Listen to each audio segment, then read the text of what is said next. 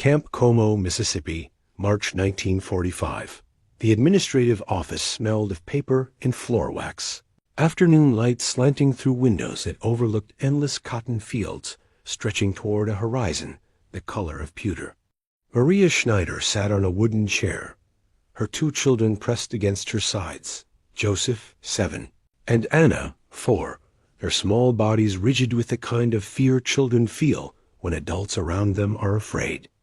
Lieutenant Colonel James Patterson stood behind his desk, holding a telegram that would separate this family forever, standard procedure under prisoner of war regulations. Then he did something no one expected. He tore the telegram in half. Maria had arrived at Camp Como 6 weeks earlier, part of an unusual transport of 14 German women and their children, auxiliary personnel captured during the final Allied push through Germany. Most were nurses, administrative staff, civilians caught in military operations who had been classified as detainable under expanded interpretations of Geneva Convention protocols. She was 34 years old, a widow. Her husband, a medical officer, had died during the Soviet advance in 1943. She had been working as a supply clerk at a field hospital when American forces overran the position. She had Joseph and Anna with her. The hospital had included a makeshift children's area where staff members, families sheltered from the chaos of the collapsing front. The journey to America had been disorienting. Processing in France, transport across the Atlantic, detention in New York, then southward by train to Mississippi. At each stage, Maria held her children close, answering questions through translators, trying to project competence and cooperation while terror churned inside her. Her greatest fear was separation. She had heard stories whispered among prisoners during transport of children being sent to orphanages, families being divided by bureaucratic necessity. She didn't know if these stories were true or propaganda meant to demoralize, but the uncertainty consumed her. Camp Como held 800 German prisoners, mostly men captured in North Africa and Italy. The facility had been built rapidly in 1943, wooden barracks arranged in neat rows, surrounded by double fencing and guard towers. But it had been adapted to accommodate the small number of women and children, a separate section with modified housing, privacy screens, access to basic amenities. Maria and her children shared a small room in the women's barracks. 10 feet by 12 feet, 2 beds, a trunk for belongings, a window that looked onto an exercise yard. Compared to the chaos of wartime Germany, it felt safe. The children slept through the night for the first time in months. Maria lay awake, listening to their breathing, trying to plan for a future that seemed entirely beyond her control. Lieutenant Colonel Patterson was the camp commander, 42 years old, a lawyer from Jackson, Mississippi, who had been commissioned in 1942. He ran Camp Como with bureaucratic precision, following regulations, maintaining order, treating prisoners according to international law. He had a wife and 3 children back in Jackson, ages 9, 6, and 3. The parallels to Maria's situation were impossible for him to ignore. On March 15th, he received a telegram from the War Department. New guidance regarding children in prisoner of war facilities. Children under age 12 were to be transferred to civilian refugee programs managed by the Red Cross. Rationale: prison camps were not appropriate environments for child development. Civilian facilities could provide better education and socialization. Separation from prisoner parents was justified by the children's best interests. Patterson read the telegram 3 times, his jaw tightening with each reading. The logic was bureaucratically sound, but humanly devastating. These mothers had already lost their country, their homes, their husbands in many cases. Now they would lose their children, sent to institutional care for the war's duration and possibly beyond if repatriation became complicated. He called a meeting with his senior staff. Present were Captain Helen Morrison, who supervised the women's section, Dr. Robert Chun, the camp medical officer, and Chaplain William Brady, who provided religious services and informal counseling. Patterson explained the directive. We're ordered to transfer all children under 12 to Red Cross refugee facilities within 30 days. That means separating 7 mothers from 11 children currently in this camp. The silence that followed was profound. Morrison spoke first. Sir, these mothers have been through hell. Many lost their husbands, their homes. The children are their only stability. Separation could cause psychological trauma to both mothers and children. Dr. Chung added, from a medical perspective, forced separation from primary caregivers during wartime stress creates conditions for lasting psychological damage. These children have already experienced trauma. Removing them from their mothers compounds it exponentially, Chaplain Brady said quietly. It's cruel. Bureaucratically justified, perhaps, but fundamentally cruel, Patterson nodded. He had reached the same conclusions. But he was a military officer. He followed orders. The telegram was clear. Separation was mandated. He dismissed the meeting and sat alone in his office for an hour, thinking about his own children, about what he would feel if someone threatened to separate them from their mother, about whether bureaucratic efficiency justified breaking apart families who had already survived so much. Patterson decided to notify the mothers personally, rather than delegating to subordinates. If he was going to destroy their lives, he would do it face to face. He conducted the notifications individually over 3 days. Each meeting followed the same painful pattern. Mother called to his office. Translator present. Explanation of the directive. Allowance for questions and protest that would change nothing. Maria was the 5th mother notified. She came to Patterson's office on March 18th, Joseph and Anna clinging to her hands because she had no one to watch them. Patterson gestured for her to sit, spoke through the translator, explained the policy. Maria listened without visible reaction until he finished. Then she asked in halting English, when? Within 30 days, probably mid-April. Where they go? A Red Cross facility in Tennessee. It's well managed, good conditions. They'll be safe. But I am safe, here, with me. Patterson had no answer to that logic. She was right. The children were safe with her. The separation served bureaucratic tidiness, not the children's interests. Maria continued, her English breaking down as emotion overwhelmed her careful grammar. In broken English, my husband is gone. My home is gone. My country is gone. My children are all I have left. If you take them, what remains? Why not just... She stopped, unable or unwilling to finish the sentence.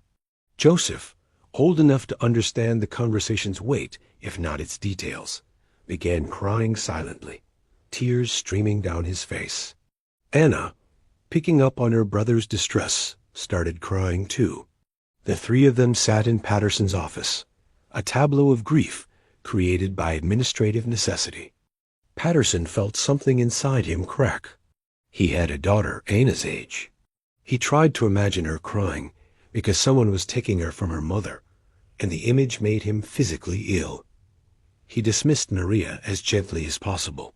She left holding both children, her back straight, her dignity intact despite her tears. Patterson sat alone, staring at the telegram that had created this situation.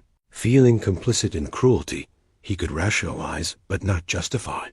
That evening, Captain Morrison found him still at his desk. Sir, the mothers are devastated. Several are refusing to eat.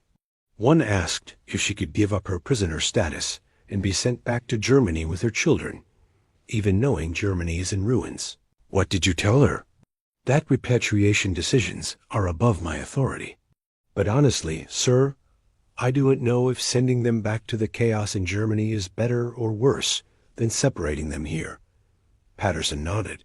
The entire situation was impossible, every option bad, every decision creating harm. Chaplain Brady stopped by an hour later. The mothers asked me to pray with them. They're preparing for separation, the way people prepare for death, trying to memorize their children's faces, writing letters the children are too young to read, making plans for reunions they don't know if they'll ever have. What did you tell them? that God sees their suffering, that I would advocate for them. But I don't know what advocacy accomplishes against War Department directives. Patterson spent that night unable to sleep, turning the problem over in his mind, looking for solutions that regulations didn't permit. By dawn, he had made a decision that would either end his military career or set a precedent for humanitarian flexibility in prisoner of war policy.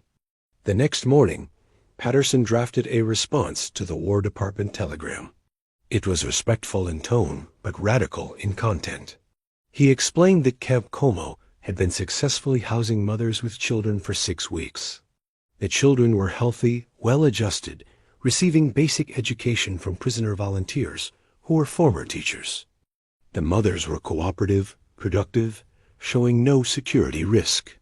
Separation would serve no military purpose, would create humanitarian crisis, and would violate the spirit, if not the letter of Geneva Convention requirements for humane treatment.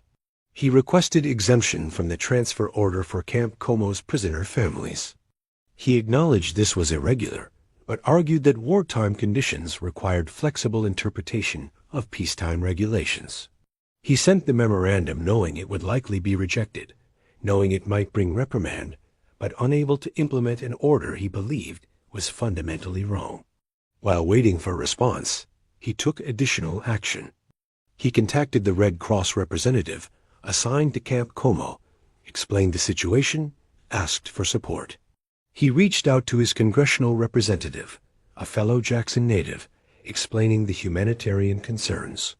He documented everything carefully, building a paper trail that would either protect him or condemn him, depending on how superiors responded. The mothers knew nothing of these efforts.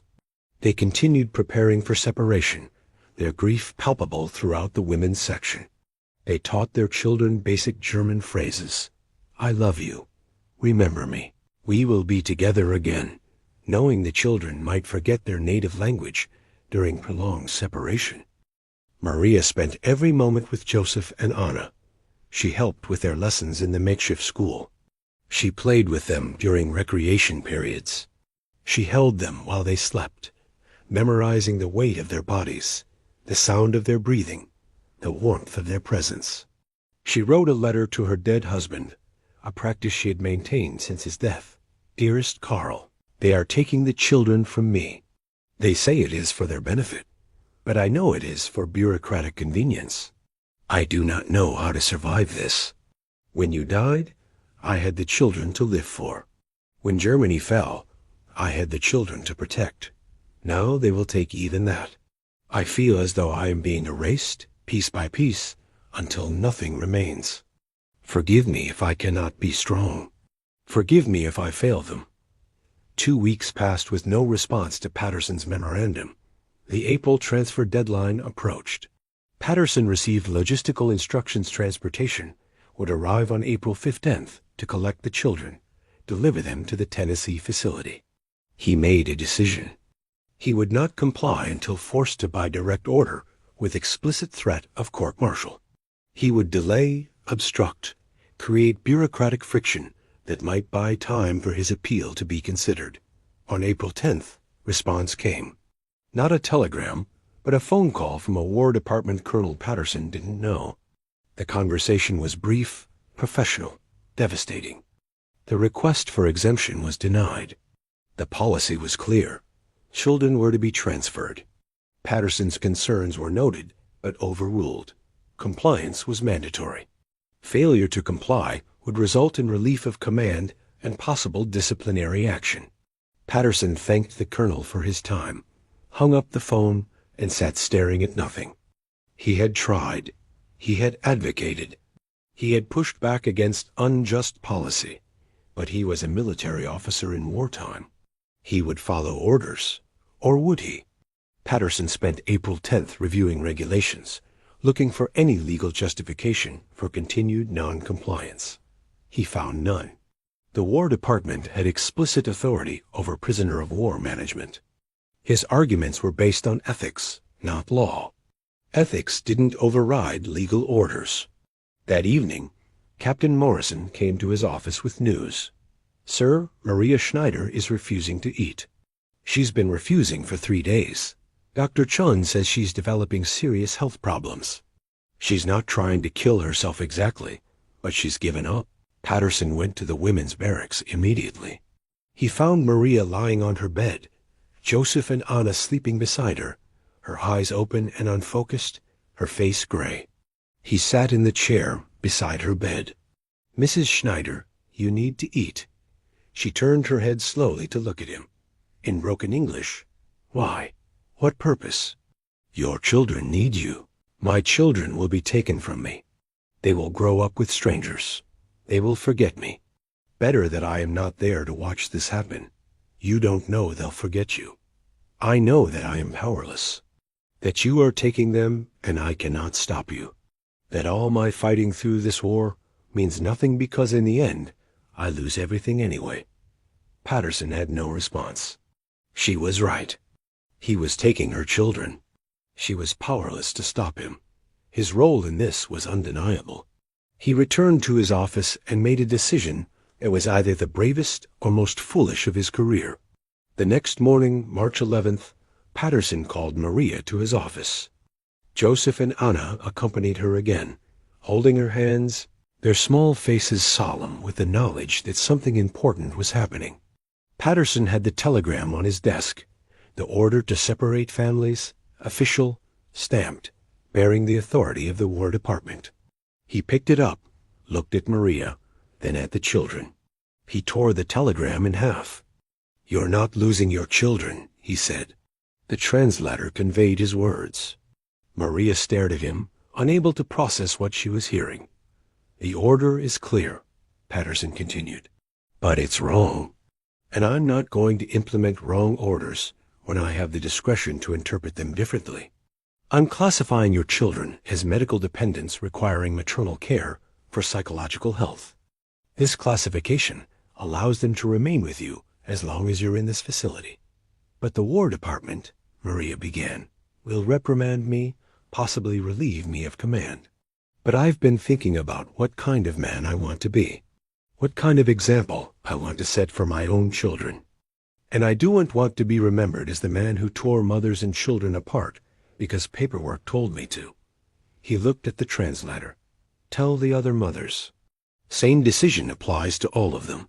Their children stay. I'll deal with the consequences." Maria began crying, not the silent tears of grief, but sobs of relief so profound they shook her entire body. Joseph and Anna, not fully understanding but sensing safety, wrapped themselves around their mother, the three of them holding each other, while Patterson turned away to give them privacy for their emotion. Patterson's decision created exactly the bureaucratic firestorm he had anticipated. Within a week, he received orders to explain his non-compliance with the transfer directive. He submitted a detailed memorandum explaining his reclassification of the children as medical dependents, citing Dr. Chun's psychological assessments, Chaplain Brady's observations, and his own judgment as commanding officer that separation posed greater harm than continued family detention. The response was swift. He was relieved of command at Camp Como, reassigned to administrative duties in Washington. The relief was technically not disciplinary. He retained his rank, his service record remained clean, but the message was clear. Officers who defied policy, even for humanitarian reasons, were removed from positions of authority. Colonel Marcus Stevens replaced Patterson as Camp Como commander. His first action was to review Patterson's decision regarding the children. After consulting with his staff, examining Dr. Chun's medical documentation, and observing the mothers and children directly, Stevens made his own decision. Patterson's classification of the children as medical dependents would remain in effect. The precedent held. The children stayed with their mothers. Word of Patterson's actions spread through military bureaucracy and beyond. Some officers praised his humanitarian judgment. Others criticized his insubordination. But the practical effect was a shift in policy. Other camps with prisoner families began adopting similar medical dependent classifications, finding bureaucratic justifications for keeping families together. Maria and her children remained at Camp Como until repatriation in October 1945. The months between Patterson's decision and their return to Germany were marked by gradual stability. The children attended camp school, learned English, played with the few other children in the facility. Maria worked in the camp library, translating German documents, helping manage prisoner communications. She never saw Patterson again after his departure in April, but she wrote him a letter, delivered through military mail channels, that arrived at his Washington office in May 1945. Lieutenant Colonel Patterson, I do not have adequate words in English to express what you did for my family. You saved more than my children's presence with me. You saved my reason for living. You showed me that even in war, even between enemies, there are men who choose humanity over orders. I will teach Joseph and Anna about you. I will tell them that in the darkest moment of our lives, an American officer chose to protect us when he could have chosen otherwise. Whatever consequences you face for this decision, please know that you gave 3 people their lives back. We will carry gratitude for you until we die. Patterson kept that letter in his desk through 30 years of continued military and civilian service. He returned to Jackson after the war, resumed his law practice, raised his children, lived an ordinary life. He rarely spoke about his time at Camp Como, considering it simply part of his service. But in 1973, a historian researching prisoner of war policies contacted him. Someone had mentioned his decision to defy the children transfer order, and the historian wanted to document it for a book about humanitarian decisions during wartime. Patterson agreed to an interview. He was 70 years old then, retired, his children grown with children of their own. The historian asked why he had torn up the telegram, why he had risked his career to keep prisoner families together. Patterson's answer was simple. I thought about my daughter. She was 4 years old in 1945, same age as Anna Schneider. I tried to imagine someone taking her for my wife, because paperwork said it was proper procedure. The image made me sick. So I asked myself, if I wouldn't want this done to my family, how could I do it to someone else's family? Enemy or not, a mother is a mother. A child is a child. Some things are more important than regulations. Maria returned to Germany with Joseph and Anna in October 1945. They settled in Hamburg, lived with distant relatives, while Maria found work as a translator. The city was in ruins, the economic situation desperate, the future uncertain, but they were together. That made survival possible. She wrote Patterson periodic letters over the years. Joseph graduated from university, became an engineer. Anna became a teacher. Both married, had children, gave Maria grandchildren. The family tree that Patterson had preserved by defying one telegram grew and flourished over decades. In 1985, Joseph traveled to America on business. He detoured to Jackson, Mississippi, asked around until he found Patterson's address. He knocked on the door of a modest house on a tree-lined street and introduced himself to the 82-year-old man who had saved his family 40 years earlier. They talked for 3 hours. Joseph brought photographs, his mother, now 74, his sister, his own children. He told Patterson how the decision had shaped their lives, how his mother had told the story hundreds of times, how they had named children and grandchildren after him. Patterson cried quietly, the old man's tears tracking down weathered cheeks. I just did what seemed right, he said. I didn't think it was heroic, just necessary. To us, Joseph replied. It was everything?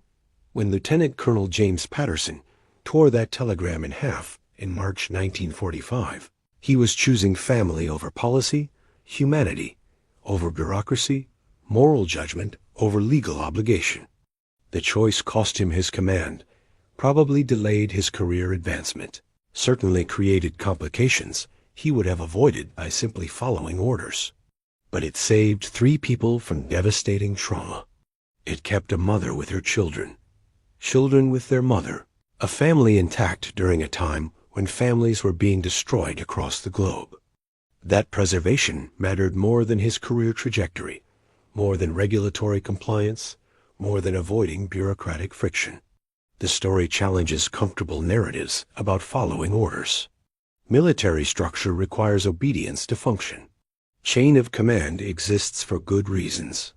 But Patterson's decision demonstrates that even within military hierarchy, individuals must maintain moral judgment, must be willing to say this order is wrong when confronted with policies that cause unjustifiable harm. The War Department's directive to separate prisoner children from their mothers was bureaucratically logical.